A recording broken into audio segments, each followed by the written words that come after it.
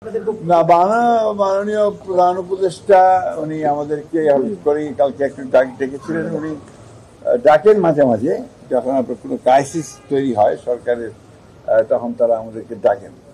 তো আমরা যাই, কারণ আমরা তো প্রতিশ্রুতিবদ্ধ যে আমরা এই সরকারকে আপনার সব রকম সহযোগিতা প্রদান করব, গণতন্ত্রের উত্তরণের জন্য যা কিছু করা দরকার আমরা সেই কাজগুলো আমরা করব। তবে আমরা যেটা মনে করি যে এই এনগেজমেন্টটা, এই মত বিনিময়টা আরো ঘন ঘন হলে আরো ভালো হতো, তাহলে তো এই উদ্ভিদ সমস্যাগুলো তৈরি হতো না। কালকে যেটা হয়েছে মূলত আপনারা জানেন যে খুব দুঃখজনক ভাবে একটি বিমান দুর্ঘটনাকে কেন্দ্র করে অনেক প্রাণ গেছে, কচি প্রাণ গেছে। আমরা নিজেও আমি পরশুদিনই আপনার সামনে দেখতে গিয়েছিলাম এবং আমরা দুঃখ জানিয়েছি, শোক জানিয়েছি। আমাদের অ্যাক্টিং চেয়ারপারসন, আমাদের চেয়ারপারসন খালেদা জিয়া সবাই শোক জানিয়েছেন এবং এই পরিবারগুলোর সঙ্গে সমবেদনা জ্ঞাপন করেছেন।